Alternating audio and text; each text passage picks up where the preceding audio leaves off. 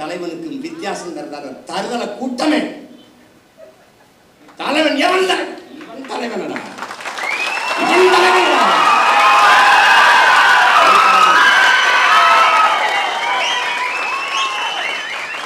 எங்களுக்கெல்லாம் ஒரு பெருமிதமும் திமிரும் இருக்குடா. என்னடா என்னங்களை சொல்ல முடியும்? புறம் பேசுவ, அவதூறு பேசுவ, பொய்யை பரப்புவ, கட்டமைப்ப, வேற என்ன பேசுவீங்க? திரள் நிதி திருடர்கள். திரள் நிதி திருடன் இவ்வளவு நாள் சொல்லிக்கிட்டு இருந்தவ யாரு? திருட்டு நிதிக்காரன். இப்ப சொல்ற ஐயோக்கிய யாரு? பிளாக் டிக்கெட்காரன்.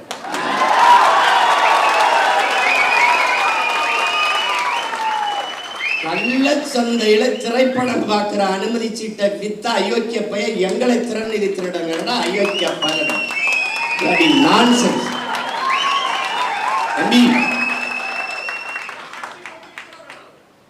ஆட்டம் மாறி மாறிதான் ஆடுவோம். இந்த ஆட்டம் உங்க கையில இருக்கு. உங்க காலில் இருக்கிற பந்து ஒரு நாள் எங்கள் கால்களுக்கு வரும். பார்த்து ஆடணும், பார்த்து பேசணும். வாதத்தில் தோற்பவன் அவதூரை கையில் எடுப்பாங்கிறான் சாக்ரட்டிஸ். இவன் அறிவு கட்டம் இல்லைன்னா நம்ம கேள்விக்கு பதில் தானே சொல்லணும். சொல்ல தெரியாது. தெரியாதா? அவர் பொய்யா பேசுவார், ஒரு பொய் சொல்வார். திரள் நிதி நம்மட மக்கள் இயக்க மக்கள்கிட்ட இருந்தாண்டா பெற முடியும். நீ வாக்கு என்ன நீயே வாடா குத்திக்கிட்ட? மக்கள்கிட்ட தான்டா கேட்க.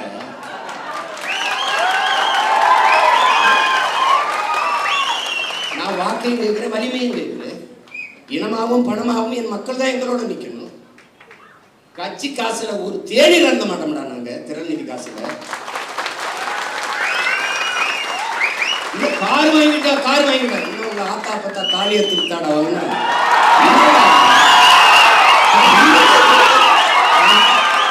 பென்ஸ் கார் வாங்கிட்டார் சீமான். பென்ஸ் கார் லைட் வாங்கி விட லைட்.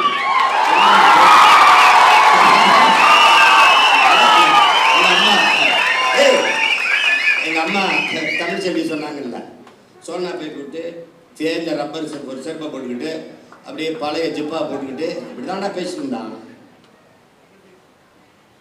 7 லட்சம் மக்களை திருச்சியில திரட்டி தமிழ் தேசிய அரசியல் பக்கம்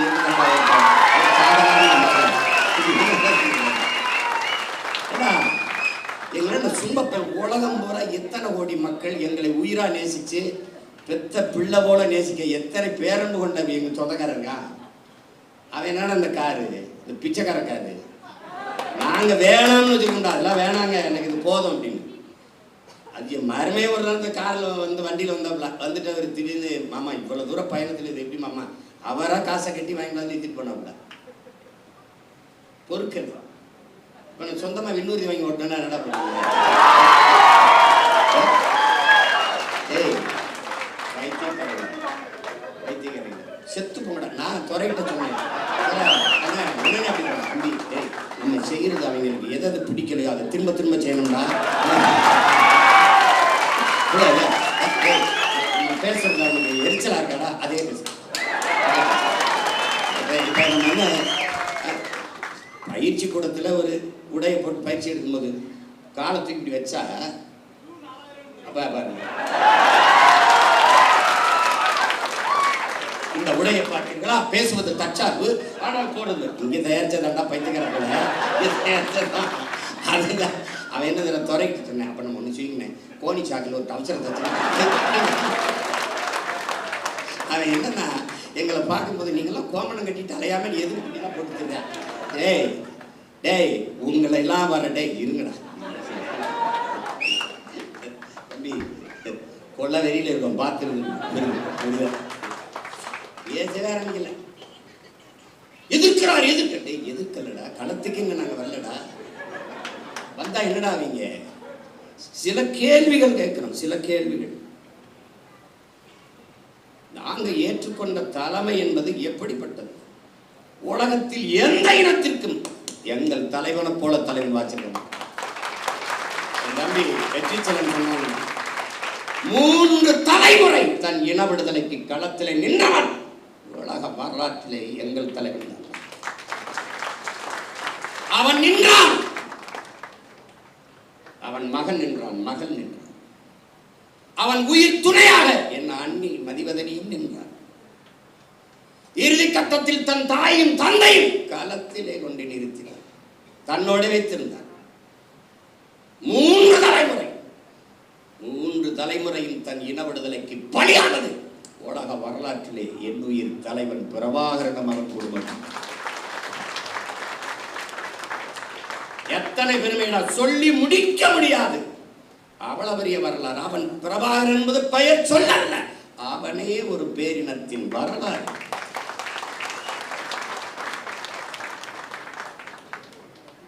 அவன் நாங்கள் ஏற்றுக்கொண்டிருக்கிற தத்துவமாகவே வாழ்ந்தவன், கற்பித்தவன் அல்ல, வாழ்ந்தவன். அடிமை வாழ்வினும் உரிமை சாவு மேலானது. இது பன்னெடுங்காலமாக எம்மின முன்னோர்கள் வாக்கிலிருந்து எங்களுக்கு கற்றுத்தந்தது. உயிரை இழக்கலாம், உரிமையை இழக்கலாமா? ஏன்? உயிர் என்பது தனிப்பட்ட ஒருவனுக்கான இழப்பு, உரிமை இழப்பு ஒட்டுமொத்த தேசிய இனத்திற்கான இழப்பு. எனவே உயிரினும் மேலானது எமது உரிமை.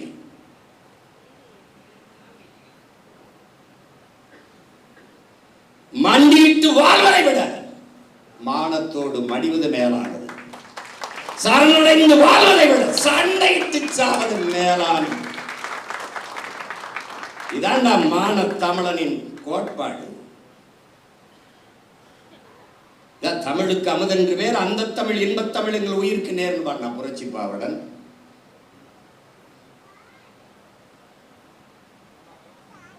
தமிழர் என்று ஒரு இனம் உண்டு, தனித்தே அவருக்கு ஒரு குணம் உண்டுன்னா எங்களுடைய தாத்தன் நாமக்கல் கவிஞர் ராமலிங்கம். அன்பே அவரது மொழியாம், அமிழ்தம் அவரது மொழியாம், அன்பே அவரது வழியாம். அமிழ்தம் ஏன் சொல்றா? இவனும் சொல்றான் தமிழுக்கு அமுதென்று பேர், அமுதுக்கும் அமுதென்று பேர். ஆனால் தமிழுக்கும் அமுதென்று பேர். அமிழ்தம் அவரது மொழியாம், அன்பே அவரது வழியாம். தமிழ் தமிழ் தமிழ் தமிழ் தமிழ் தமிழ் தமிழ் தமிழ் தமிழ் தமிழ் தமிழ் என்று வேகமாக சொல்லிக்கொண்டே நீ போனால் அது தமிழ் தமிழ் தமிழ் என்று கேட்கும். தமிழ் தமிழ் தமிழ் தமிழ் என்று வேகமாக சொல்லிக்கொண்டே போனால் அது அமிழ் அமிழ் தமிழ் தமிழ் என்று கேட்கும். அதனால் தமிழுக்கும் அமுதென்று பேர். தமிழர் என்று ஒரு இனம் உண்டு, தனித்தே அவருக்கு ஒரு குணம் உண்டுன்னா அதோட நிறுத்திட்டான் அவன். ஒருத்தன் வந்தா தமிழர் என்று ஒரு இனம் உண்டு, தனித்தே அவருக்கு ஒரு குணம் உண்டு, மானமும் வீரமும் அவருக்கு உயிர் என்று உலகத்திற்கு காட்டியவன் நம் உயிர் தலைவன் பிரபாகரன். என்ன பெருமைடா அவனுக்கு இல்ல? யாரா தமிழன் பெருமைக்குரியவன்? காரணம் தமிழ் பெருங்குடியில் பிறந்ததனாலேயே தமிழன் பெருமைக்குரியவன் நம் புரட்சி பாவலன். நீ யாரா? தமிழன். நான் தமிழன், நீ தமிழன். அந்த திமிரும் நிமிர்வும் வந்து விட்டால் நம்மளை ஒரு வய வீழ்த்த முடியாது. ஏன் போட்டோம், எதுக்கு போட்டோம்? வேட்பாளரை படிச்சிருக்கானா? யாரு இவரா? இவரா நம்ம ஒரு எம்எல்ஏ? அவருக்கே தெரியல. இவர் சீட்டு கொடுத்தோமா ஜெயிச்சாரா? மந்திரியா? என்ன செய்யறது?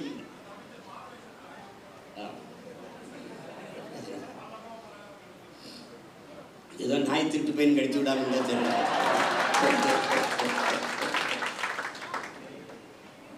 நமக்கு ஒரு கனவு இருக்குது. நம் தலைவர் நமக்கு கையளித்த பெரும் கனவு இருக்கிறது. நம்முடைய முன்னோர்கள் தூக்கி சுமந்த கனவு நம் தலைவர்கள், நம் தலைவனும் பல்லாயிரக்கணக்கான நமது மாவீரர்களும் சுமந்த கனவு இன்று நமது கைகள்.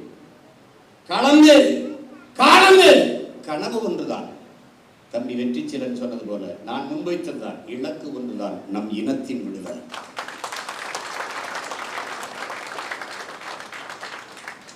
பாதையை தேடாதே உருவாக்கு என்றார் தலைவர். ஹிட்லர் சொல்றான், அங்க என்னடா பார்த்துட்டு இருக்கேன், பாதையவா தேடி இறங்கி நட, அது பாதையாகுமா? இறங்கி நடந்தான் தலைவன், பாதையாச்சு. நமக்கு சொன்ன பாதையை தேடாதே உருவாக்குங்க. நடந்தோம், உருவாகிவிட்டது. இலக்கை குறித்தாகிவிட்டது. அங்க இருக்கு பாதை சரியானது, பயணம் தெளிவானது. உழைப்பு கடுமையானது, உண்மையானது, வெற்றி உறுதியானது. ஆனால் காலம், அதுதான் தம்பி துரை சொல்றான், என் வெற்றியை நீ தள்ளி போடலாம், ஆனால் ஒருபோதும் தடுத்து விட முடியாது.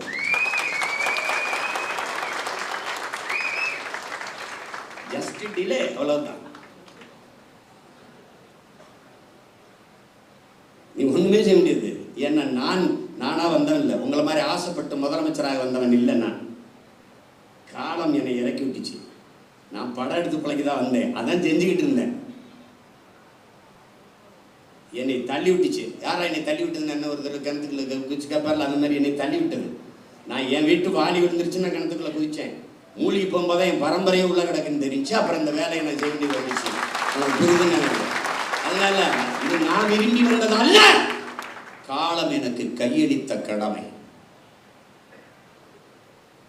வரலாறு எனக்கு வார்த்து கொடுத்த மாபெரும் பொறுப்பு. சரி, இல்லடா நாங்க இல்ல, நான் இல்ல, நாம் தமிழர் இல்ல, வெளியேறிட்டோம். நாதிர்கடா அவனுக்கு. தமிழ் என்று, தமிழர் என்று, காடு என்று, செடி என்று, மலை என்று, ஆறு என்று, அருவி என்று, நிலம் என்று, வளம் என்று சொல்வதற்கு உனக்கு ஒருத்தர், ஒரு வீர மகன் வருத்தம் கிடையாது. உலகத்துல ஒரு மகன், அண்ணன் தம்பி, தலைவன் தம்பி, அதெல்லாம் தாண்டி அப்பா மகனுக்கு இருக்கிற ஒரு பிணைப்பு. என் தங்கச்சி கூட சொல்லுவாள், அவன் வரும்போது தம்பி அவன் தான், போகும்போது மூத்த மகனா போனான்னு வீட்டில் சொல்லியிருப்பார். வேற எனக்கு ஒரு தலைவன் தன் பிள்ளைய ஊருக்கு அனுப்பும்போது தன் இங்கே வர சாக துணிஞ்சிருங்க, எல்லாமே உங்களுக்கு சாதாரணமா போயிருங்க. சத்தியம் சொல்றேன். இந்த மாதிரி தன் என்கிட்ட சொல்லி அனுப்பும்போது ஒரே வார்த்தை தான், சாக துணிஞ்சிருங்க, உங்களுக்கு எல்லாமே சாதாரணமாயிடும். இல்லைன்னா அன்னைக்கு காங்கிரஸ் ஆண்டுகிட்டு இருக்கு, இங்க திமுக ஆண்டுகிட்டு இருக்கு, ஒரு பையன் இவ்வளவு கூட்டம்லாம் ஒத்தை மகன்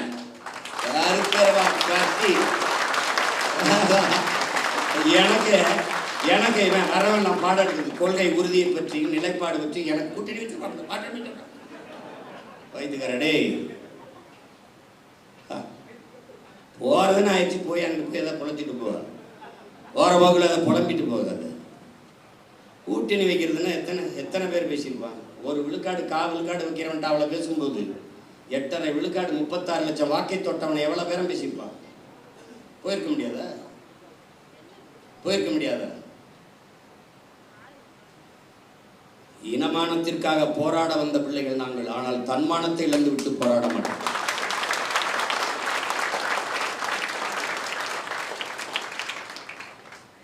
தோத்துட்டு போறோம், யாருக்கு தோக்குறோம்? தோல்வி இனங்களுக்கானதில்லை. என் தம்பி சொன்ன மாதிரி, எங்க ஐயா பொதுச் செயலாளர் திருமால் செல்வன் சொன்ன மாதிரி இனத்திற்கானது. என் மக்கள் முடிவு செய்கிறார்கள், அவர்களுக்கு இது சரி என்று செய்யுங்க, அவ்வளவுதான். சாதி பார்த்து போடாதே ஓட்டு, போட்டால் அந்த ஓட்டு எனக்கு தீட்டுன்னு பேசுவது நாம். புறக்கணிக்கப்பட்ட ஒதுக்கப்பட்ட ஆதி தமிழ் சமூக மக்களுக்கு தேடி தேடி தேர்தல் நிற்க வாய்ப்பு கொடுத்தது நாம். ஆதி தமிழ் குடிகளுக்கு 16 22 தொகுதி பொது தொகுதியில நிறுத்தினது நாம். 21 16 தொகுதிகளை தேர்வு செய்து பொது தொகுதியில நிறுத்தினது நாம். பிறகு இந்த போது எல்லாருக்கும் நாவிதர், குயவர், வண்ணார், இது இந்த மாதிரி பழங்குடி மக்கள், ஷெட்யூல் ட்ரைப், இந்த மாதிரி இவங்களுக்கெல்லாம் கொடுக்க வேண்டியதுனால தச்சர், இவங்களுக்கெல்லாம் நிராகரிக்கப்பட்ட தமிழ் சமூகம் ஒரு தடவை கூட அவன் வென்றதில்லை. இவ்வளவு பெரிய வரலாற்றில் எவ்வளவு பெரிய துயரம் பாரு. சோசியலிசம் வா, கம்யூனிசம் வா, ரெவல்யூஷன் வா, அது வா, ஒன்றும் கிடையாது, ஒருத்தனும் செய்யல. அதனால இந்த வாட்டி 8 இடம் கொடுத்தோம். ஆனா நாங்க சாதியை ஒழிச்சுட்டோம். எங்க சாதியை ஒழிச்சு? மாண்புமிகு தமிழக முதல்வர் ஜோசப் விஜய் அவர்கள் இத்தனை தொகுதி தமிழ்நாட்டில் இருக்கும்போது பெரம்பூர்ல ஏன் நின்ற ஊடகங்களை துண்டிக்காம போடுறோம்.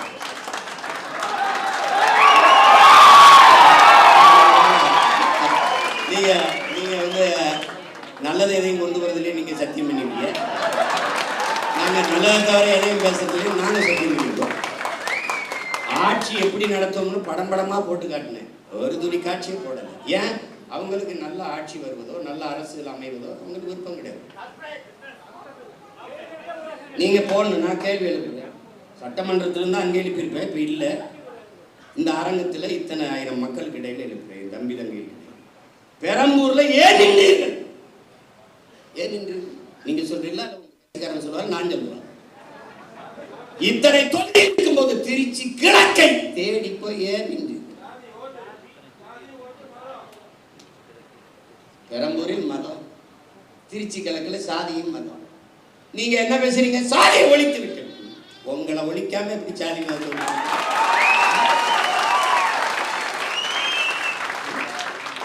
நடிக்கும் போது வராத ஜோசப் அரசியல் இப்ப முதலமைச்சர் ஆயிட்ட பிறகு ஜோசப் விஜய் அந்த படங்களை திருப்பி ஜோசப் விஜய். ஏன் அந்த முதல் படத்துல அறிமுகம் முகமது ஜோசப் விஜய் போடல? எப்படி எப்படி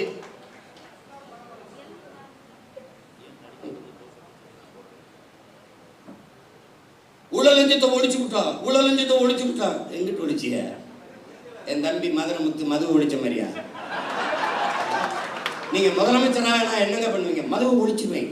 எப்படி ஒழிப்பீங்க? இப்படி கேட்பீங்கன்னா அந்த வந்து ஒழிச்சு வச்சுக்கணும். வாய்கிட்ட ஒழிக்கிறது இல்லை. நீங்க பண்ற சேட்டை பாருங்களேன். போதைப் பொருள் ஒழிப்புக்கு ஒரு விழிப்புணர்வு தொடர் ஓட்டம். மாண்புமிகு முதல்வர் அவர்களை ஓடி ஒழிக்கிறது இல்லை, போதைப் பொருளை தேடி ஒழிக்கிறது. ஓடுனீங்க மாநாடு 3 கிலோமீட்டர் ஓடுகிற ஒரே முதலமைச்சர் 12 கிலோமீட்டர் ஓடுவேன். ஓட விட என்னோட என் நம்பி பாராட்ட கேள்வி. எல்லாரும் ஒய்எம்சிக்குள்ள ஓடுறாங்க, ஒய்எம்சி சுற்றி ஓடுறாங்க. கருவா அவர் போய் கேளுங்க. இதெல்லாம் ஒரு பெருமை. போதைப் பொருளை ஒழிஞ்சிருச்சா? நீங்க ஒழிஞ்சிருச்ச. போதை என்பதற்கான வரையறை என்ன? மாண்புமிகு முதல்வர் அவர் ஜோசப் விஜய் வரையில் போதை என்பது போதைப் பொருளுக்கான திடப்போதை. கொக்கைன், கஞ்சா, அபின், மெத்தப்பட்ட மீன், அப்புறம் வேற என்ன இருக்கு? அபின், குட்கா, இதெல்லாம் தான் போதைப் பொருள் நினைச்சுக்கிட்டு இருக்கீங்க. அப்போ நீங்க இந்த தெருவுக்கு திறந்திருக்க டாஸ்மாக், அதில் விற்கிற பீரு, பிராண்டி, விஸ்கி, ரம்மு, ஜின்னு, ஒயின் இதெல்லாம் கரும்புச்சாரா இல்லை பழச்சாரா இல்லை கோயிலில் கொடுக்குற புனித நீர் தீர்த்தமா? அது என்ன பேரு? அது எப்படி?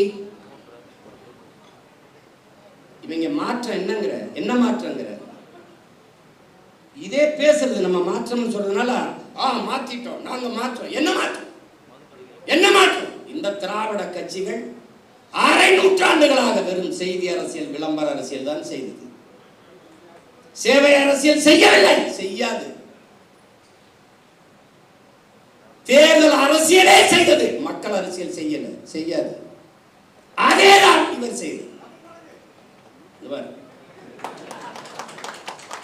இங்க இருந்து போறோம், இப்ப வெளியில போய் பார்க்கிறோம். பேருந்து நிலையங்கள் முழுக்க பதாகை. மக்கள் காசை வீணடிக்க மாட்டார். அதில் வச்சிருக்காப்ல 717 சில்லறை மதுக்கடைகளை மூடியது வெற்றி தமிழகம், வெற்றியை நோக்கி தமிழகம். அப்படி சிரிச்சு உட்கார்ந்துருக்காங்க.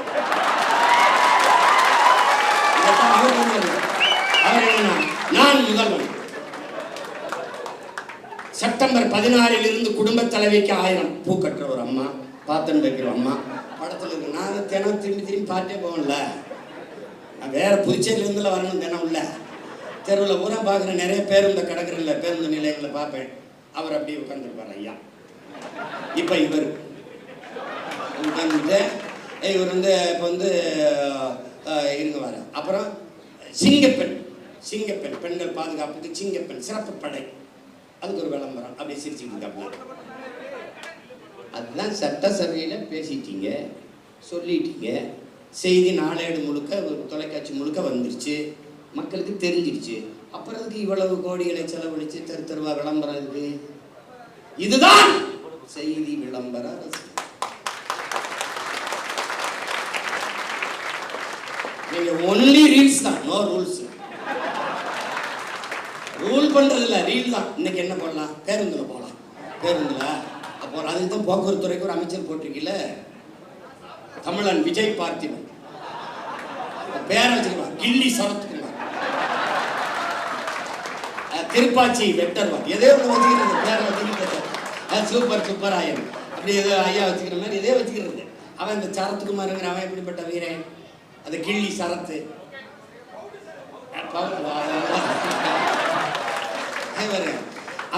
அவங்க சமாளிக்கிறான்ட்டே எல்லாத்தையும் சரி பண்ண நினைக்கிறாங்கடா. ஆமாம் தவறுங்க அப்படின்னு சொல்லி அதை திருத்திக்கிறது கிடையாது. தவறு தான், இனிமே இல்லை அப்படின்னு சொல்லணும்ல. விளையாட்டு போட்டி கிரிக்கெட்டு IPL பார்க்க போறாரு, சரி போறாரு. குழந்தைக்கு உடம்பு முடியல. எவனாவது நல்ல தகப்பன் உடம்பு முடியாத குழந்தையை தூக்கிட்டு, சின்ன குழந்தையை தூக்கிட்டு இவன்கிட்ட இவ்வளவு பெரிய பொறுப்பை கொடுக்குறிய அமைச்சர் பதவி, அவன் என்ன வெங்காயத்தில் ஒரு குழந்தைக்கு தகப்பனாக இருக்க தகுதியற்ற ஒருவனை எப்படி நீ மந்திரியா? மாத்திரை கொடுக்க வேண்டிய நிலையில இருக்குது, உடல்நிலை சரியில்லை என்றால் வீட்டில் குழந்தை வச்சு பார்த்துக்கணும். அப்படியே நான் IPL பார்த்தா தான் உயிரோட இருக்கணும்னா வீட்டில் தொலைக்காட்சியில் பாரு, அங்கே கூட்டி கொண்டு போய் மாத்திரையை ஒரு இதில் வச்சு அது எது கடன் அட்டையில் இப்படி நசுக்கிறாப்புல. பின்னாடி இருக்கும்ல குழந்தை அழுது உடம்பு முடியாத குழந்தைக்கு மாத்திரை இருக்கா, பின்னாடி இருக்கும்ல சித்தி அதை எவ்வளோ எடுத்துக்கிட்டு 500 ரூபா இதுக்கு கையில் வருது. மாத்திரை நசுக்கிறதுக்கு 500 ரூபாய்க்கு என்ன சம்மந்தம் இருக்கு? இந்த மாத்திரையை ஏன் நான் பொடியாக நசுக்கிறேன், தண்ணியில் போட்டு குழந்தைக்கு கொடுக்க, மாத்திரையை அப்படியே போட்டாலும் கரைஞ்சிருமே, எதுக்கு நசுக்கிற? டேய் கேட்கறதுக்கு பதில் சொல்லணும். அதை உடனே தெரியாதா? அது தெரியுதுலடா, உங்களுக்கு முன்னாடியே 15 வருஷமா இங்கே இருக்குண்டா, எனக்கு தெரியாமல் எப்படி இருக்கும்? அது கேட்குறது, அது வந்து அவர் கொடுக்குறாரு, இப்படி நசுக்கி போடுறாரு. இப்போ வழக்கு போட்டு சீமான் கெடுத்து விட்டாப்புல. டேய் நாட்டே கெடுத்து வச்சுக்காடா, நாட்டே கெடுத்து வச்சுருக்கீங்க, காப்பாற்ற போராடுறோம்டா. கேள்விதான்டா கேட்குறோம். உங்களுக்கு எங்களுக்கு இருக்கிற வித்தியாசம்டா, மாண்புமிகு ஜோசப் விஜய் முதல்வர் அவர்களுக்கு முன்னாடி நிற்கிற சீமானுக்கு இருக்கிற வித்தியாசம் ஒண்ணுதான். இவன் என்ன செய்வான்னு கேள்வி. இவன் என்ன செய்வான்னா உண்மையை சொல்லுவான். கடன் இவ்வளவு இருக்கு, வட்டியே 1 லட்சம் கோடிக்கு மேல வருது, நம்ம இவ்வளவு சிரமம் இருக்கு, அதனால இப்ப நான் சொல்றேன் பாரு, படித்து முடித்து விட்டு வேலை இல்லாத 70 லட்சம் இளைஞர், கிட்டத்தட்ட 1 கோடி. இப்ப நான் என்ன செய்வேன், பிரபாகரன் மகன் என்ன சொல்லுவேன், காமராஜரனுடைய பெருந்தலைவனின் பேரன், வஉசியின் வாரிசு, தெய்வ திருமகன் முத்துராமலிங்க தேவரின் பேரன், தீரன் சின்னமலையின் வாரிசு, அயோத்தியாசர் ரெட்டமலை சீனிவாசனுடைய பேரன், நான் என்ன சொல்லுவேன்னு கேளு, சிங்காரவேலர் ஜீவானந்தத்தின் பேரன். படித்து முடித்து விட்டு வேலை இல்லாத பட்டதாரிகளுக்கு, இளைஞர்களுக்கு வேலை தாரேன், அரசு வேலை தாரேன். அது எந்த வேலைன்னு கேட்காத, வேலை தாரேன், உனக்கு வேலை தாரேன். இது நான். நீங்கெல்லாம் வேலை இல்லாத இளைஞருக்கு 4000 தரேன். ஒரு தலைவன் என்பவன் நிலையான தீர்வை நோக்கி நகர்த்தணும்டா. அதான்டா கனவு, அதான் விஷன், அதான் ட்ரீம். ஒரு தொலைநோக்கு இருக்கணும். நான் வேலை தர எப்படி தெரியும்? டாக்டர் இவ்வளவுதான்டா இருக்கு. அடே IAS மொத்தம் 7500, இந்தியா முழுமைக்கு எவ்வளோ? 5800 300 இவ்வளவுதான்டா IAS. IPS எவ்வளோடா? 7000. எவ்வளோடா முதல்ல? எவ்வளோடா? ஒரு 7500 7800 8000 இருக்கும். இவ்வளவுதான். நான் எல்லாம் IPS சோறு அது எங்க ஆத்தாப்பு தான் ஊத்தணும்.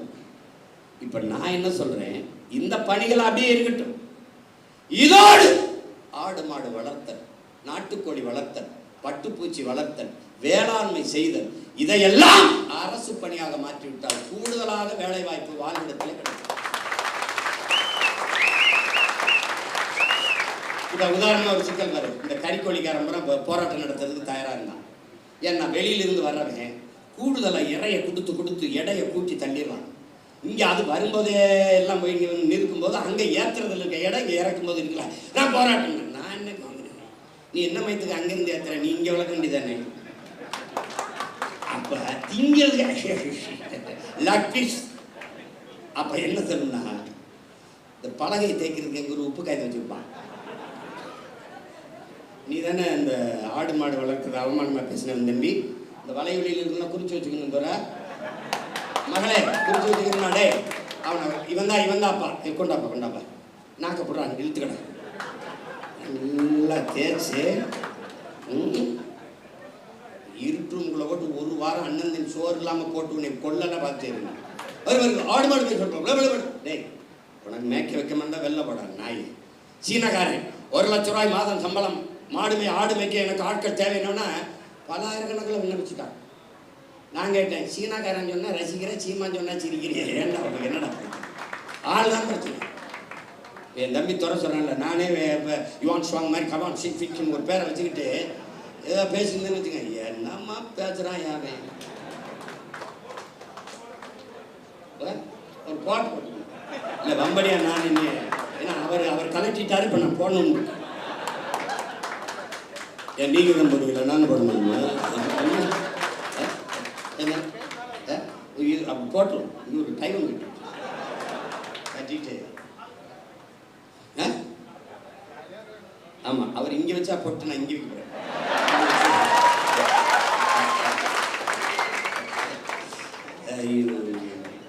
நாங்கள் வாங்கி வந்த பாரம் தப்பாக இல்லை, ஒன்றும் பண்ண முடியாது. அவன் அப்படி. இப்போ தொலைநோக்குங்கிறது என்னங்கிறது இல்லை. எப்படி 6 சிலிண்டர் அன்னபூர்ணி சூப்பர் 6 எப்போ வரும்? 200 யூனிட் மின்சாரம் மாண்புமிகு முதல்வர் அவர்களே உங்ககிட்ட கேட்டது இலவச மின்சாரம் என்று 200 அலகு மின்சாரத்தை கேட்டது கேட்டது யாருன்னு சொல்லு. கேட்டது ஒரு யூனிட் மின்சாரம் 5 ரூபா 50 காசுனா நீங்க ஒரு 3 ரூபாய்க்கு கொடுங்க மக்களுக்கு. கட்டுமான இவ்வளவு குறைச்சு கொடுக்குறீங்க அப்படி சொல்லுங்க. இதுல இழக்கிற பணத்தை எப்படி ஈடுகட்டுவீங்க? முதல் கையெழுத்தே நீங்க 200 அலகு மின்சாரத்துக்கு எடுத்து போடுவீங்க. பிரபாகர மகன் சீமான் என்ன போடுவாங்க? முதல் கையெழுத்து. அவன் முதலமைச்சராக கையெழுத்த போட்டுருவான். பிறகு என்ன போடுவான்? கல்வி ஒன்றுதான் சமூக மாற்றத்தை, சமூக முன்னேற்றத்தை ஏற்படுத்த கருவிகள். புரட்சியாளர் அம்பேத்கர் தொட்டனை தூரும் மணற்கேணி மாந்தருக்கு கற்றனை தூரும் அறிவு. ஒரு நாட்டை ஆளுகிற மன்னனுக்கு அந்த நாட்டின் எல்லையில் மட்டும்தான் செல்வாக்கு, மதிப்பு. ஆனால் கற்றவனுக்கு சென்ற இடமெல்லாம் சிறப்பு என்கிற அர்த்தம். பிச்சை முகில் கற்கை நின்ற என்கிறான் கொன்றை வேந்தரில் அதிவீர ராமபாண்டி. கல்வியில் இருந்துதான் ஒரு சமூகம் மேம்படும். அப்ப அறிவு மானிட உரிமை, கல்வி மானுட உரிமை. என்ன பேசுவேன்? கல்வி மானுட உரிமை. கொடுக்க வேண்டியது அரசின் கடமை. அதை கொடுக்காமல் இருப்பதும் மாபெரும் கொடுமை. இதை தகர்க்கிறது. அனைவருக்கும் சரியான சமமான கல்வி தமிழ்நாடு அரசு, தமிழ்நாட்டு அரசு கொடுக்குது. தமிழ் தேசிய அரசியல் கொடுக்குது. பிரபாகரன் மகன் சீமானின் அரசு கொடுக்குது. ஏழை பணக்காரன், உயர்ந்தவன் தாழ்ந்தவன் என்று பாகுபாடின்றி எல்லோருக்கும் சரியான சமமான கல்வி, கட்டணம் இல்லாத கல்வி. இந்த இலவசங்கிற வார்த்தையை ஒழிக்கணும். கட்டணம் இல்லாது கொடுக்கணும். தனியார் பள்ளி கல்லூரியில் என்ன காலம் இருக்கிறது என்று என் பெற்றோர்களும் என் பிள்ளைகளும் நினைக்கிறார்களோ அதை தாண்டிய கல்வி. கல்வியில் தலை சிறந்த நாடு பின்லாந்து. 10 ஆண்டுகளில் எழுதி 10 only 10 years திருப்பி ஒருத்தன் சொல்லுவான் பின்லாந்து உலகத்தின் தலை சிறந்த நாடு தமிழ்நாடு. லீக்வானி சொன்ன லீக்வானி only 10 years my hand Singapore என் கைகளில் கொடு. உலகம் 1000 ஆண்டுகள் கழிச்சு சிங்கப்பூரை புகழ்கிற உயரத்தில் நிறுத்திட்டான். லீக்வானி சிங்கப்பூரில் முடிகிறது. பிரபாகரன் மகன் சீமானால் தமிழ்நாட்டில் முடியாத ஒரு இத்திரியின் நாடு. இவ்வளவுதான் மக்கள் தொகை. ஒரு வளமும் இல்லை கடலை தவிர. எந்த வளம் இல்லை என் நிலத்துல. என்ன அறிவு வளமா, உடல் வளமா, இல்ல நில வளமா, மலை என்னென்ன கொடுமடா. தஞ்சாவூர்ல இருந்து அரபு நாட்டுல ஒட்டகம் மேய்க்கப்படுறாங்கடா. கேவலம் உண்டாடா. தஞ்சாவூர்ல இருந்து பிற நாட்டுக்கு வேலைக்கு சிங்கப்பூருக்கு வேலைக்கு போன என் நாடு சொத்தம்டா. இவ்வளவு வளத்தை வச்சுக்கிட்டு போய் அரபு நாட்டுல பாலைவனத்துல போய் ஒட்டகம் வச்சுட்டு என் பிள்ளை நிக்கிறான்டா. இது மாதிரி ஒரு கொடுமை. அரபு நாட்டுல ஒட்டகம் மேய்க்கலாம், அன்னை நிலத்துல ஆடு மாடு மேய்க்கூடாதாடா. என்னடா கொடுமை. உங்க ஆடு மாடு மேய்க்க சொல்லு. உன்னை மேய்க்க சொல்ல பரதேசி உன்னை என்ன மேய்க்க சொல்லடா. போடா எழுதி வச்சுக்கடா. ஒரு நாள் அவசர கூட்டம் எங்க நடக்குதுங்க? இந்த கூட்டு பண்ணையில் நடந்துகிட்டு இருக்குங்க. அங்கே உட்காந்துருக்காரு முதலமைச்சர், எல்லா அமைச்சர் உட்காந்து போயிட்டு இருக்காங்க. நீ அங்கே வருவ 2000 ஏக்கரில் பண்ணை இருக்கும், அங்கே கூடாரம் இருக்கும். உட்காந்துக்கிட்டு அங்கே நாங்கள் வளர்த்த நாட்டுக்கோழி வந்துக்கிட்டு இருக்கேன், அங்கே ஆட்டுக்கறி பிரியாணி கொடுக்குறோம், அது சாப்பிட்டுருப்பான். டேய் இதெல்லாம் நான் சாதிச்சு காட்டிட்டு சாகலைன்னா நான் பிரபாகரன்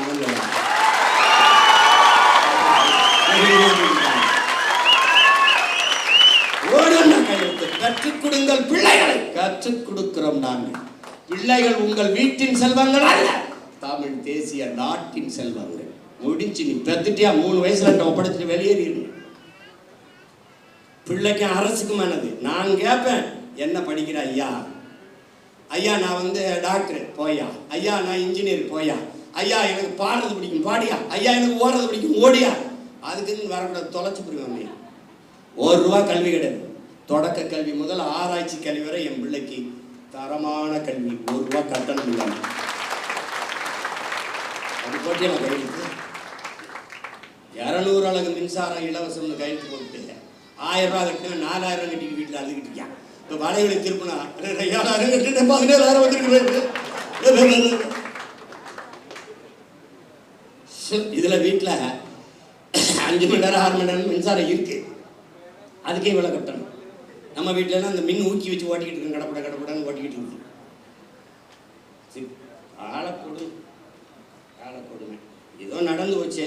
என் ஊரில் சொல்லுவான், பிச்சை எடுக்கிற மாதிரி கனவு கண்டா பெருமையாக ஒருத்தட்டையும் சொல்ல முடியாது லட்சியமா அப்படின்னு நீங்கள் போட்டாங்க. இப்போ கொஞ்ச நாள் கழிச்சு நாங்கள்லாம் டிவி கேக்கு போட்டோம், விசிலுக்கு போட்டோம்னு எவனும் சொல்ல மாட்டான். விசில முழுங்கினவன் எப்படி இருப்பான்? இப்போ நம்ம வேலையா ஐயோ இந்த வீடு அடிக்கிறான் அப்படிலாம் அல்லாதீங்க, விசில் அடிக்க சரியாயிடும். இது கருவுல உங்களுக்கு மனிதாபிமானம் இருக்கா? நீங்க டேய் மனிதாபிமானத்தின் மொத்த உருவம்டாங்க. எங்களை பார்த்து கேட்காத, கேட்கிற கேள்விக்கு பதில் சொல்லு. வேற்று நாட்டு ராணுவம், இன்னொரு நாட்டு ராணுவம், என் இனத்தின் பகை நாட்டின் ராணுவம் இலங்கை. அந்த ராணுவத்தால் 850 பேர் இந்த நாட்டின் குடிமகன், இந்திய நாட்டின் குடிமகன், சிட்டிசன் ஆஃப் இந்தியா, தமிழ் தேசியத்தின் மகள். ஒரு பழக்கத்தை நீங்க கத்துக்கணும். எவ்வளவு பெரிய ஆளா இருந்தாலும் நீங்க பெண்கள் வரும்போது எந்திரிச்சு இருக்கை கொடுத்து வெளியேறி. அப்போ ஒவ்வொரு தடவையும் நான் சொல்ற மாதிரி வச்சுருக்கேன். இந்த கட்சிக்கு நிறைய தகுதிகள். பசினாலும் 10 நாள் கிடப்பேன், 11 நாள் 100 நாள் நடப்பேன். இங்க இருக்கணும். தன்னை முன்னிறுத்திக்கிறவன் இந்த கட்சிக்கு சரி வர மாட்டான். தான் பிறந்த மண்ணையும் இனத்தையும் எவன் முன்னிறுத்துறானோ அவன் தான் இந்த கட்சிக்கு தலைவலியாக இருக்கணும். ஓட்டு ஒவ்வொரு தடவையும் அண்ணனை பாடம் நடத்தக்கூடாது. புதுசாக நீங்கள் வந்திருக்கிறே தெரிஞ்சுக்கணும். யார் வந்தாலும் சரி, சின்ன குழந்தை வந்தாலும் பெண் பிள்ளைகள் வந்தால் நீ உட்கார்ந்தாயின்னு எந்திரிச்சு நின்று, அவன் தான் சரியான ஆண்மை. நீ உட்கார்ந்துக்கிட்டு தங்கச்சி அம்மாவை நிற்க வச்சுக்கிட்டீங்கன்னா நீ தற்குறியில் பெரிய தற்குறியாயிவா.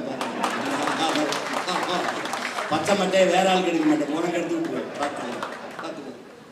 இப்போ 850 பேர் சுட்டுக் கொல்லப்பட்டிருக்கான். அவன் வாழ்வாதாரத்திற்காகத்தான் கடலுக்குள்ள மீன் பிடிக்க சென்றான்.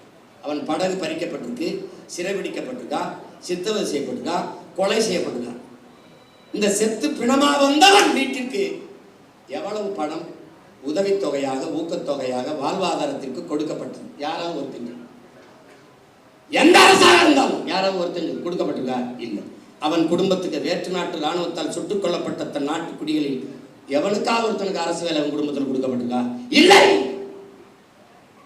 அப்பா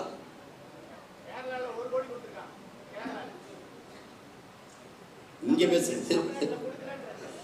ஏதாவது கொடுக்கப்பட்டிருக்கா? இல்லை. பெரும் வெள்ளத்தில் இதே தலைநகரில் பல குடும்பங்கள் செத்து மிதந்திருக்கு, பல பேர் உயிரற்று உடல் மிதந்து போயிருக்கு. அந்த குடும்பங்கள்லாம் இவ்வளவு ஒரு பேரிழப்பை சந்திரிச்சுக்காங்க அரசு பண்ணி கொடுக்கப்பட்டிருக்கா? இல்லை. எப்படிப்பட்ட ஆட்சி நகர்வு, எவ்வளவு கேவலமான ஆட்சி நகர். இந்த மண்ணை மக்களை பேரன்பு கொண்டு காதலிக்கிற எவனும் இந்த செயலை எதிர்ப்பான்டா. சீமான் அவன் தம்பி தங்கச்சிலடா, எவனும் நாட்டை நேசிக்கிற எவனு கள்ளச்சாராயம் குடிச்சு செத்தவனுக்கு எதுக்குடா 10 லட்சம் கொடுத்தீங்க? எது கொடுத்தீங்க? காய்ச்சுவது குற்றம், குடிப்பது குற்றம். அதை அரசு 10 லட்சம் கொடுத்து ஊக்கப்படுத்துது என்றால் இது எப்படிப்பட்ட திமுக ஆட்சியில் நடந்தது கள்ளக்குறிச்சியில். இன்றைய முதல்வர் அன்றைக்கு அங்கே சென்று பார்த்தார். இவரால் இடிபட்டு செத்தார்கள். அன்றைய முதல்வர் அன்று செத்தார், இன்றைய முதல்வர் திசைக்கே போல திரும்பிட்டார். எப்படி நகர்த்துற நீ? என் நாட்டை எதை நோக்கி நகர்த்தி கொண்டு போற நீ? எந்த மாதிரி ஆட்சி முறை நிர்வாகுது? எப்படி? புல்வாமா மாவட்டத்திலே பயங்கரவாதிகளால் தாக்குதல், ராணுவ வீரர்களும் செத்தார்கள், மக்களும் செத்தார்கள். செத்த ராணுவ வீரன் குடும்பத்துக்கு அரசு பண்ணி கொடுக்கப்பட்டிருக்கா? செய்தி வாய்ச்சியா? செத்து போன மக்களில் அந்த குடும்பத்தில் எவனுக்கு அதை அரசு பண்ணி கொடுத்திருக்கா? பாத்தியா? பாத்திருக்க? பகல்காமில் செத்தானே அவனுக்கு அந்த அரசு பண்ணி இல்ல ஊக்கத்தொகை உதவித்தொகை கொடுக்கப்பட்டிருக்கா? நாட்டின் பாதுகாப்புக்கு சென்று ராணுவத்தில் சேர்ந்து பணியாற்றி செத்து உயிரற்ற உடலாக இந்த மண்ணுக்கு திரும்பி வந்தவன் வீட்டுக்கு எத்தனை லட்ச ரூபாய்களை இந்த அரசுகள் கொடுத்திருக்கு? ஊக்கத்தொகை அல்லது வாழ்நாள் உதவித்தொகை சொல்லு. அவன் குடும்பத்தில் ஒருவனுக்கு அரசு வேலை, அதாவது செய்தி சொல்லு. அரசு விழா அல்லது சுதந்திர தின விழா அல்லது ஒரு பெரிய அரசு நிகழ்வு, ஒரு பட்டமளிப்பு விழாவிலே நெரிசல்ல சிக்கிட்டாங்க, அந்த குடும்பங்கள் இழந்துருச்சு தெரியாம. அப்படி ஒரு விபத்து இல்லையே இது. நீங்கள் அன்று ஒரு நடிகர், மாண்புமிகு ஜோசப் விஜய் அவர்களே, இன்றைய முதல்வர்களே, அன்று நீங்கள் ஒரு நடிகர். உங்களை பார்க்க வந்தார்கள், நடிகரை பார்க்க வந்த நெரிசல். நீங்க வரலைன்னா கூட்டம் இல்லை, கூட்டம் இல்லை, நெரிசல் இல்லை. நெரிசல் இல்லை என்றால் அங்கே மரணம் இல்லை. அது ஒரு விபத்து. விபத்திற்கு காரணம் நீங்கள். நீங்க உண்மையிலேயே நீங்க தாய் முகாமைக்கு போறது, அப்புறம் தேவாலயத்தில் முட்டிக்கால் போட்டு நடந்தது, இதெல்லாம் உண்மையிலேயே சத்தியம்னா மனச்சார்பை தொட்டு சொல்லுங்க. காரணம் நீங்களா இல்லை. போட்டார். எத்தனை கருவி படம் எடுத்துக்கிட்டு இருந்தது? எத்தனை மேலே பறந்து கருவிகள், ட்ரோன், அந்த கருவி படம் எடுத்துக்கிட்டு இருந்தது. எல்லாரும் கீழே நின்னாங்க. மேலே நின்று பேசின ஆள் யாரு? நீங்க. டாப்பாங்கில் வீடு மேலே இருந்து கழுகு பார்வையில் மக்களை பார்த்து கொண்டிருந்தால் யாரு? நீங்க. அப்ப எவன் அங்க ஒரு இடத்துல 10 பேர் புகுந்தா அந்த இடத்துல சலசலப்பு ஏற்படுமே, அப்ப நீங்க ஏன் நிறுத்தல பேச்ச? அங்க என்னன்னு பாருங்கன்னு ஏன் சொல்லல? ஏன் சொல்லல? பாதி பேசிட்டு உங்களுக்கு காதுக்குள்ள வந்து இன்றைய பொதுப்பணித்துறை அமைச்சர் மாண்புமிகு ஆதவ அர்ஜுனா அவர்கள் உங்கள் காதுக்குள்ள வந்து சொன்னாரு. என்ன சொன்னார்? ஒரு தடவை எங்களுக்கு சொல்லுங்க. 3 முறை இந்திய புலனாய்வுத்துறை உங்களை வர சொல்லி விசாரிச்சிருக்கு. விசாரிச்சுல அதுகிட்ட கேட்க முடியாது. என்ன கேள்வி கேட்டா என்ன பதில் சொன்னாரு? நீங்க சொல்லுங்க. என்ன கேள்வியை முன்வைத்தார்கள்? நீங்கள் சொன்ன பதில் என்ன? எங்களுக்கு சொல்லுங்க.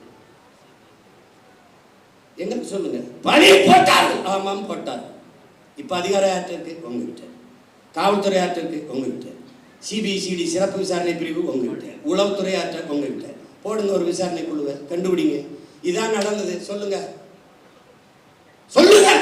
அதை விட்ட நீங்க 20 லட்சம் ரூபா கொடுத்தீங்க. இன்னும் கூட 20 லட்சம் கொடுங்க. வேணாம்னு சொன்னா எங்களை அப்புறம் பேசுங்க. நீங்க தான் உச்சத்தை விட்டு 200 கோடி விட்டு, அப்ப அவ்வளவு காசு வச்சிருக்க நீங்க இன்னொரு 20 கோடி 10 கோடி எடுத்து எல்லாருக்கும் ஆளுக்கு 1 கோடியை கொடுங்க. நாங்க கேட்கல, கொடுங்க கொடுங்க. கள்ளச்சந்தையில் டிக்கெட் வித்த காசுலாம் இருக்குல்ல, எடுத்து கொடுங்க. நாங்க வேணாம்னு சொல்றோமா? வேலை கொடு. உங்களுடைய நிதித்துறை அமைச்சர் மாரிய வில்சன் அவர்கள் பனிமலர் கல்லூரி வச்சிருக்காரு, அதுல வேலை போட்டு கொடு. நாங்க வாழ்த்துறோம். துரணி வாழ்த்து பேசுறோம். நாங்க ஒரு எல்லாரும் மகளை எல்லாரும் வாழ்த்து பேசுறேன். நான் ஒரு பொதுக்கூட்டம் போட்டு வாழ்த்துறேன். கொடுக்க சொல்லு. பொதுப்பணித்துறை அமைச்சர் வந்து ஒன்று வச்சிருக்காரு, அரைஸ் மைக்ரோ ஃபினான்ஸ், அதில் கொடு. வாய்ஸ் ஆஃப் காமனில் கொடு. நீங்கள் விஜய் வித்யாசரம்னு ஒரு பள்ளிக்கூடம் வச்சிருக்கீங்க, அதில் வீட்டுக்கு ஒரு வேலையை கொடு. நாங்கள் கேட்டால் நாங்கள் உங்கள் ஃபோட்டோவுக்கு கும்பிட்டு கூட நாங்கள் நன்றி சொல்கிறோம். ஒன்று போடுங்க. அரசு என்றால் என்ன? முதல்ல அரசு என்றால் என்ன? எதுக்காக அவர்களுக்கு அரசு வேலை கொடுக்குறீங்க? முதலமைச்சர் ஆகிட்டே கொடுக்குறீங்க. முதலமைச்சர் ஆகலை, ஒரு வேலை முதலமைச்சர் ஆகலை, என்ன பண்ணிருப்பீங்க? அரசு வேலை கொடுத்திருப்பீங்களா? நீங்கள் சாட்சிகளை கலைக்கிறீர்கள். குற்றத்தில் நேரடியாக சம்பந்தப்பட்ட பாதிக்கப்பட்டவர்களை நீங்கள் விலை கொடுத்து வாங்குகிறீர்கள். நாளைக்கு என்ன விசாரணை நடக்கும்? நான் ஆட்சிக்கு வந்துட்டேன், விசாரிக்கும் போது இவனுக்கு பூரா நீ காசை கொடுத்து வேலையை கொடுத்து நான் என்ன பண்ணுவேன்? ஒரு மாதிரி உண்டா சாமி, அவர அப்படி சாமி. ஒரு நேர்மையாளனா நீங்க நொந்துக்கணும். நேர்மையாளனா கூடு வேலை கூட. நீதிபதியே சொல்றாங்க பாருங்க, மாண்புமிக்க நீதி என்ன சொல்லுதுன்னா, அவர்களுக்கு ஒரு சுய தொழிலை கொடுங்க. ஒரு கடை வச்சு கொடுங்க, ஒரு ஆடு மாடை வாங்கி கொடுங்க, ஒரு தையல் கடையை வச்சு கொடுங்க. அவர்களுக்கு என்ன தொழில் வருமோ அதுக்கு நீங்க தனிப்பட்ட முறையில் உங்க கட்சி நிதியிலையோ இதுலயோ நீங்க கொடுங்க. உங்களை சுற்றி தான் பெரிய செல்வந்தர்களா இருக்காங்களா, அவங்களை கை காட்டி விடுங்க. விஷ்ணு ரெட்டி, இன்னும் பல ரெட்டி இருக்காப்பா, சுஜித் ரெட்டியா, அதெல்லாம் சுஜாய ரெட்டி, அவங்கெல்லாம் தமிழ்நாட்டுக்கு சேவை செய்ய ரொம்ப வெங்கடாசலத்துக்கு வேண்டி வந்தவங்க. தெரியுமா தெரியாதா? தெரியுமா தெரியாதா? பல காலம் தவம் இருந்து வேண்டி ஆந்திராவில இருந்து தமிழ்நாட்டை எப்படியாவது நாங்கள் நல்லது பண்ணி தீர்வு.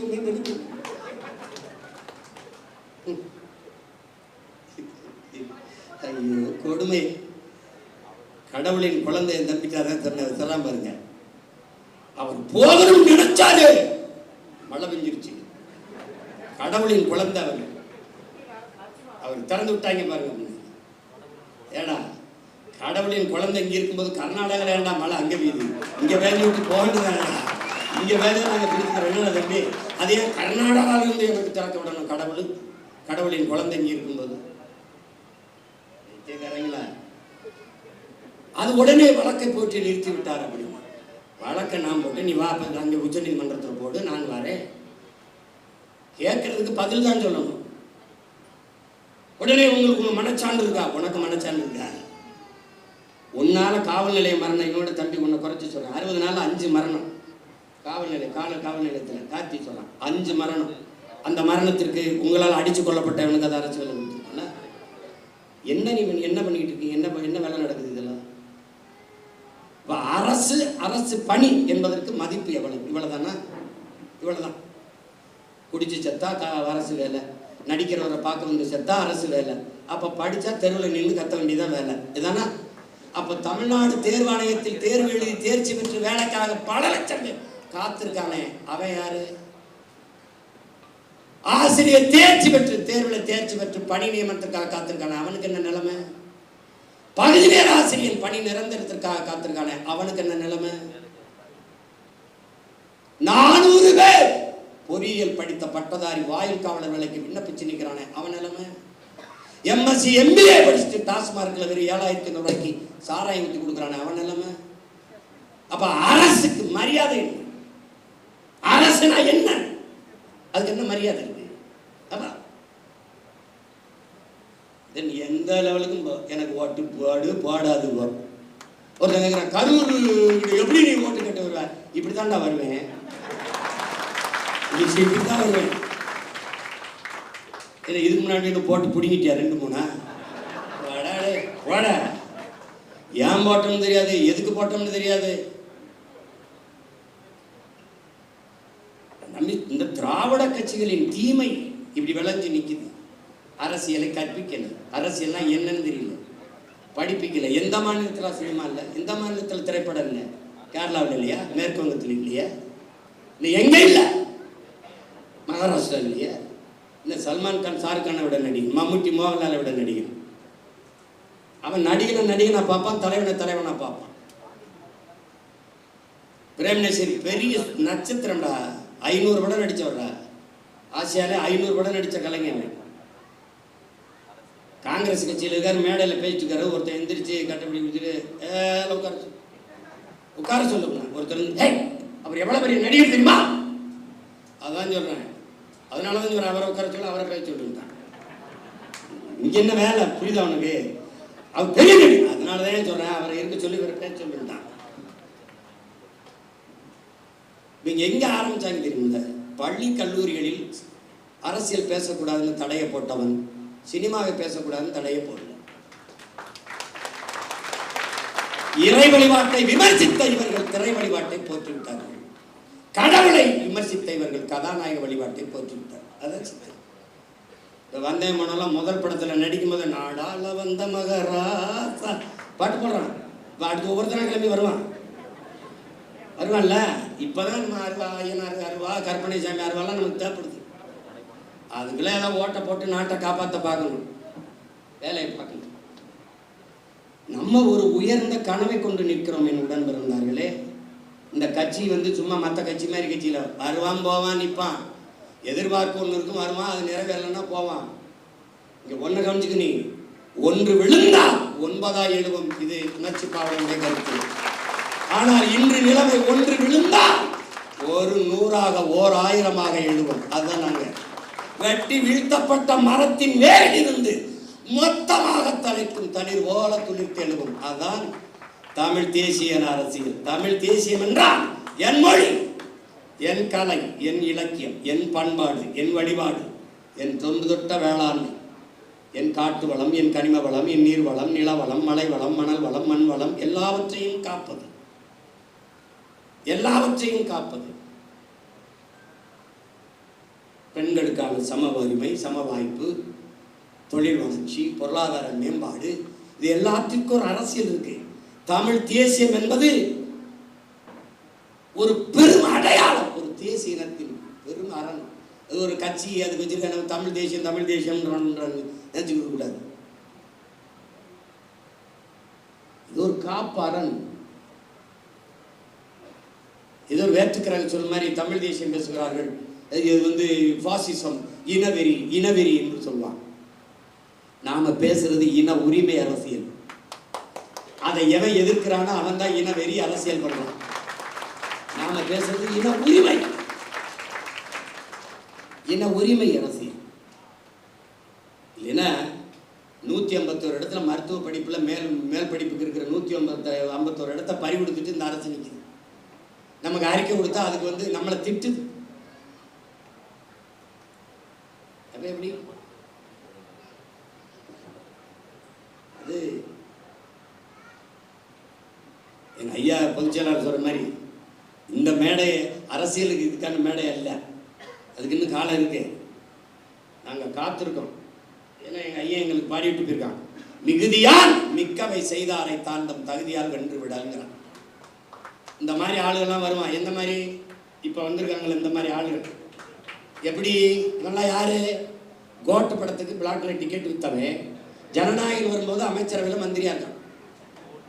இது என்ன மாற்றம்? ரெவல்யூஷன்ல வருது. இதெல்லாம் ரெவல்யூஷன் வருது. இவங்க வரும்போதெல்லாம் அரசியல் புரட்சின்னு வருவான், பொலிட்டிக்கல் ரெவல்யூஷன் வருவான், அப்புறம் பொலிட்டிக்கல் பிஸ்னஸ் ஆயிடும், பொலிட்டிக்கல் சர்வீஸ்னு வருவான், பொலிட்டிக்கல் பிஸ்னஸ் ஆயிடும். இப்போ பூரா பொலிட்டிக்கல் பிஸ்னஸ் தான். இவன் சொல்லிட்டு இருக்கான் ஊழல் இல்லை ஊழல் இல்லைன்னு எல்லாரும் பேசி போயிட்டு இருக்கிறாங்க. ஊழல் இல்லை, லஞ்சம் இல்லை, அரசு அலுவலகங்களுக்கு போங்கள், அரசு அலுவலகங்களுக்கு தலைவன் லஞ்சம் கேட்டால், மக்கள்கிட்ட லஞ்சம் கேட்டால் அந்த அதிகாரி உடனடியாக சஸ்பெண்ட் பண்ண மாட்டேன், ஸ்பாட் டிஸ்மிஸ் பண்ணுவேன்னு சொல்ல முடியல. பணி இடைநீக்கம் இல்லை, நிரந்தர பணி நீக்கம் சொல்ல முடியல. மக்களை நீங்கள் கொடுக்காதீர்கள், அவங்க கொடுக்கலாம், அடுத்து கொடுத்து வேலை சாய்ச்சிட்டு போயிருப்பான். வாங்க கூடாது அப்படின்னு சொல்ல முடியல. கொடுக்காதீங்க. உங்க மகன் அவன் சொல்லுவான், எனக்காக தான் மகன், நீ கொடுத்தா தான் எழுத்து போடுவேன். யாரு?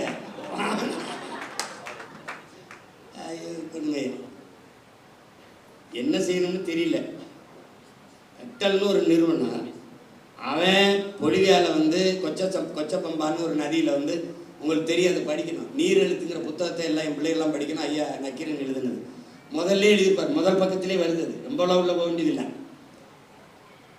அவன் உலக வங்கியிலே 250 கோடி கடனை வாங்குறான் பொலிவியா. அந்த கடனுக்கு ஈடாக அந்த கொச்சப்பம்பா நதியை நிறுவனத்தை கொடுன்னு ஒரு முதலாளியை கை காட்டுறான். அவன் தான் பெக்டன் நிறுவனம், அவன் பிரான்ஸ்காரன்.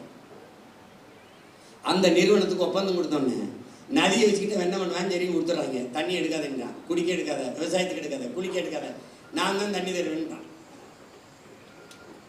அப்புறமா போராட்டம் வெடிக்குது. ஐயோ பிரச்சனைன்னு அரசு கையெழுத்து போட்டு கொடுத்துருச்சா, ஒன்றும் செய்ய முடியல, முழிக்குது. அப்போ வங்கியில் பணி செஞ்ச ஒருத்தன் பதவியை விலகிட்டு பதவி மக்களை திரட்டி போராட ஆரம்பிக்கிறான். பல பேர் சுட்டு கொண்டு தூத்துக்குடி துப்பாக்கி சூடு மாதிரி பெரிய கலவரமான பிறகு அடித்து விரட்டுறாங்க. அங்கேருந்து தப்பிச்சு ஓடி வரான். யார்? இந்த பெக்டன். ஓடி வந்து கடைசி எங்கே இறங்கிறான்? தமிழ்நாட்டில் கோயம்புத்தூர் பஸ் ஸ்டாண்டில் இறங்கினான். அங்கே என்ன பண்ணுறான்? அவன் பேர் என்னப்பா? சுயஸ். மாறுவேடத்தில் இவர் போடுறாங்களா, அது மாதிரி அவன் ஒரு மாறுவேடத்தில் சூயஸ்ல வந்து இறங்கிடலாம்.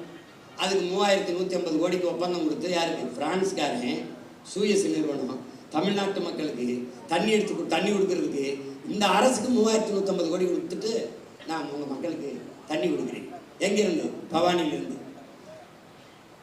ஏன் நதியிலிருந்து தண்ணி எடுத்து என் மக்களுக்கு கொடுக்க அவன் எனக்கு காசு கொடுத்துட்டு எப்படி? அதை நம்ம போராடி நிறுத்தி வச்சிருந்தோம்.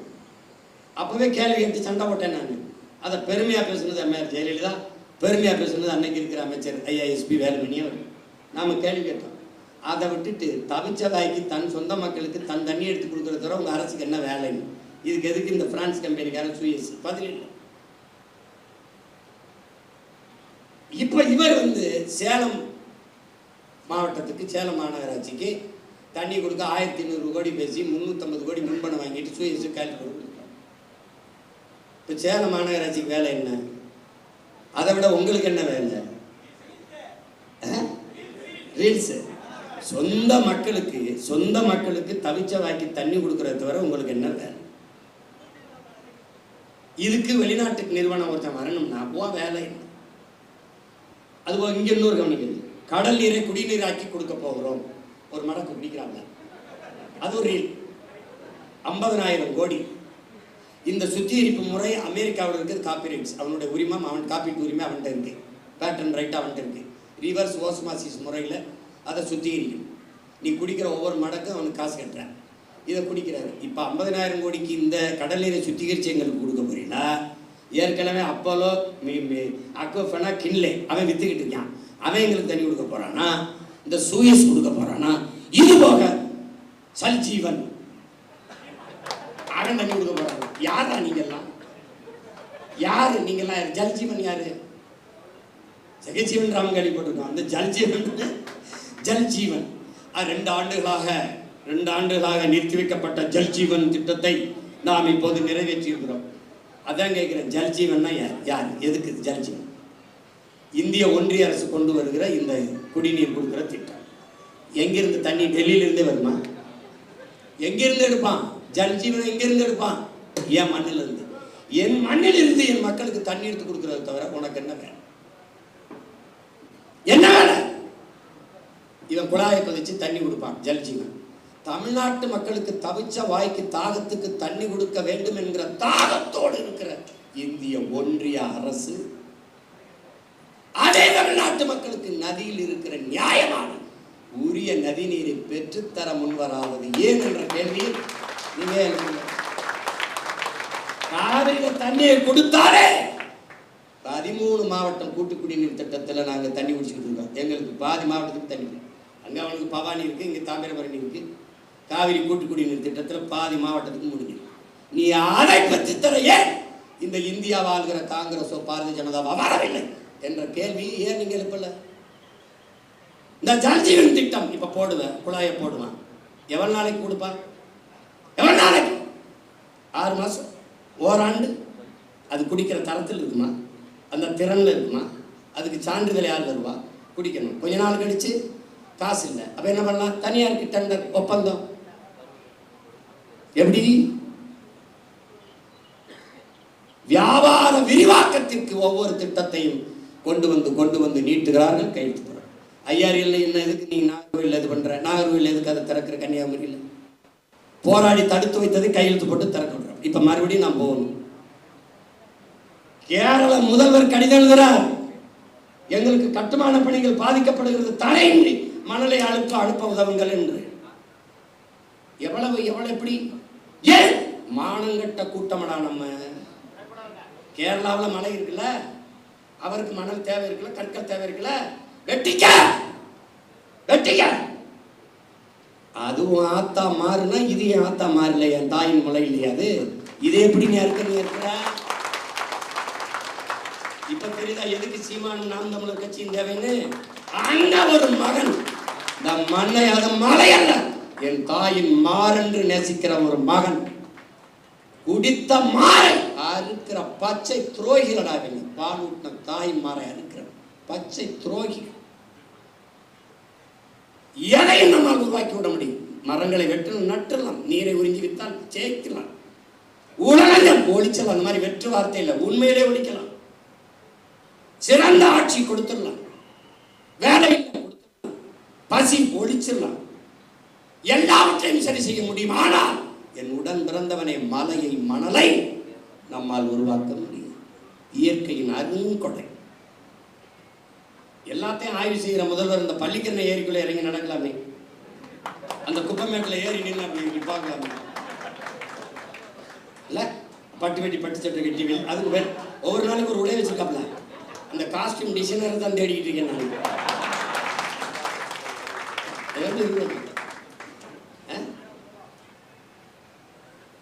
இந்த கொடுமையெல்லாம் பார்க்கறதுக்கு படமா இருந்தே பதறாப்புல காமராஜ். காமராஜ் படமா இருக்கும்போதே பதறாப்புல. ஐயோ அதில் இந்த ஓமந்தூரார் குமாரசாமி அப்படின்னு.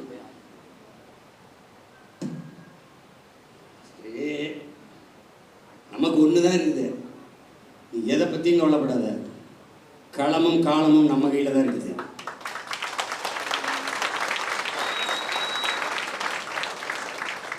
ஜோசப் விஜய் இல்ல, ஜோசப் ஸ்டாலின் சொல்றாப்ல.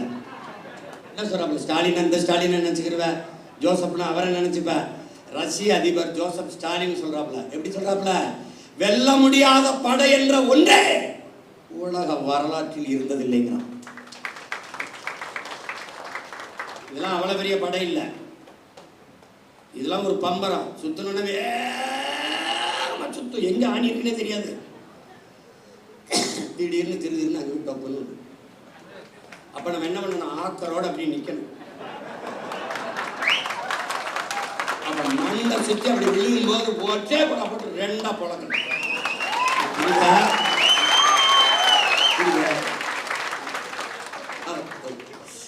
இருக்குப்பா. இடைத்தேர்தலை எப்ப வைப்பாங்கன்னு நானும்